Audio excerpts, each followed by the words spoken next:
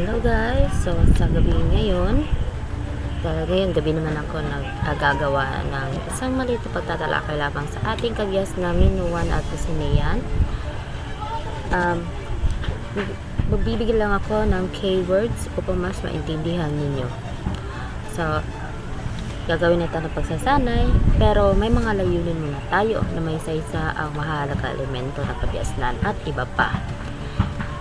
Panimula natin dahil umusbong ang isang mataas na antas ng kabyasnan na makikita dito sa Aegean Sea, ang rehiyon ng Mediterranean, kung saan sentro ang maulad na pamumuhay ng isla ng Crete na ngayon ay kasama na ang Greek Peninsula sa kilalang duyan ng kabyasnan, at isa dito ang Minoan na ang unang kabyasnang nabuo sa Crete na pinangalan kay Haring Minos, at nagsisimula sila sa pagsulat noon sa mga teknolohiya o Neolitiko.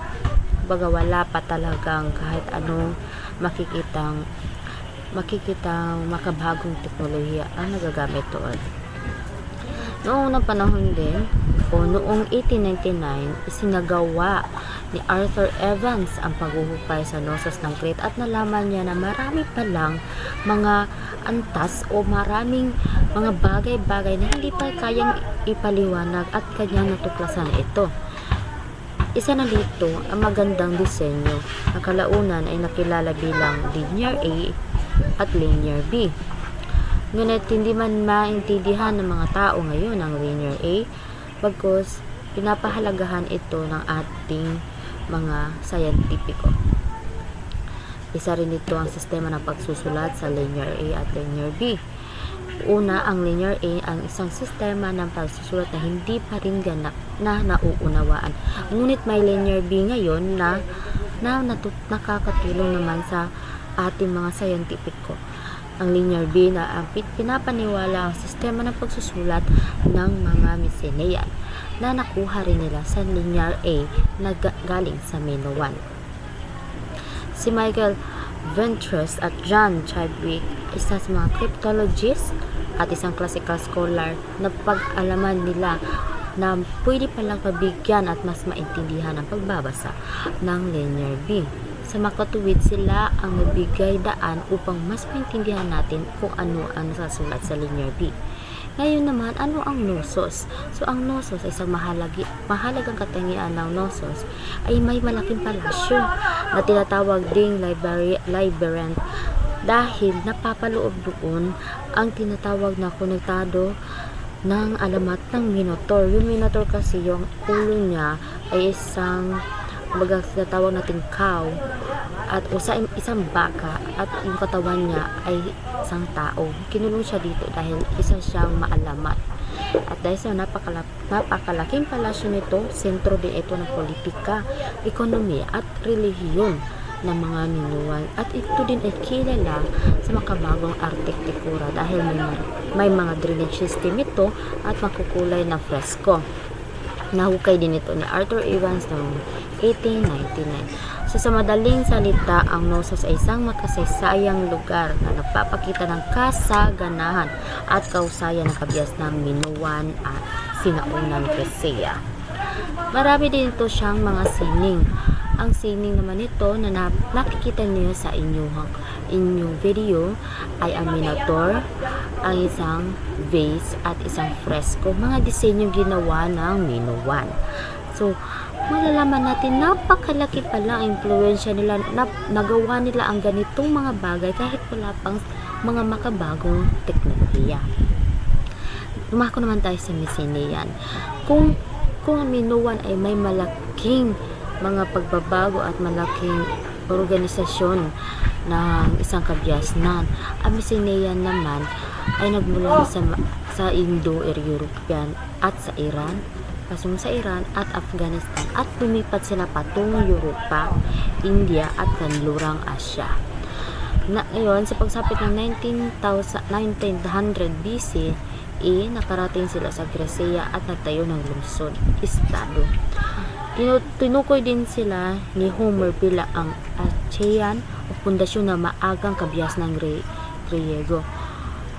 Bagamat marami silang nakuha mga ideya galing sa Minoan, mayroon din silang malaking pundasyon sa makabuluhang kabiasnan.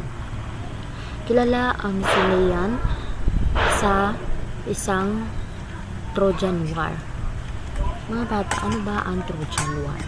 Ang Trojan War ay sinaunang digmaan pagitan ng mga Grego at lungsod ng Troy sa Asya at Minor, na kung ngayon tawagin natin sa bahagi ng Turkey. Sa panahong ito, tinatayang naganap ito noong ika-12 at ika-13 ng siglo. Ito ay labanan ng Griego laban sa Troy. Sanhi ng digmaan ito ang pagdukot ni Paris ng Troy kay Helen of Troy at asawa ng hari ng Sparta. At ito'y pinapangunahan ni Achilles, pinakamalakas ng dirigmang Griego, at Hector ng prinsipe at bayani ng Troy, at si Odysseus na nagplano ng Trojan horse. Kasi ito ang Trojan horse, kung makikita ninyo, ito ay binigay ito ng mga Trojan sa isang malaking kahoy, kasi ito na kabayo na ginagamit ng mga Griego upang palihim na makapasok sa Troy at sa kupe nito, dahil nasa loob niyan ang mga kawal ng Trojan. Dahil kapag nakapasok iyan sa palasyo, maggagawa sila ng isang paghihimagsik laban sa mga Griego, at nagtagumpay nga sila. Sa makatuwid mga bata, madaling salita, ang Trojan War ay isang alamat at makasaysayang kwento ng digmaan na nagpapakita ng tapang, karangalan at pandaraya gamit ang Trojan horse sa sinaunang Gresea. So, sa picture na ito, si Heinrich Schliemann ay natuklasan niya na may kaugnayan na alamat ng Trojan War. Natuklasan niya ang tinaguriang Treasure of Priam, koleksyon ng mga gintong alahas at gamitang metal na pinapaniwala ang pagpaari ng hari ng Troy. At natuklasan din ito na napatong-patong ang lungsod na ilalim ng lupa na napapakita na mahabang kasaysayan ng lugar, kasi ang Mycenaean, kilala sila sa malalaking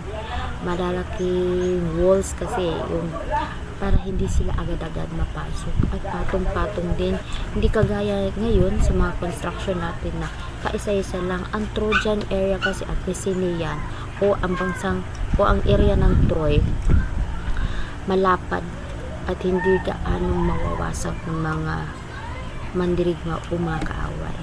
May kasaganahan din ang Mycenaean, ang mga ginindoang maskara, mga palamuti at sandata nila, dahil kilala sila sa magara at hitik na ginto at mga palayok din.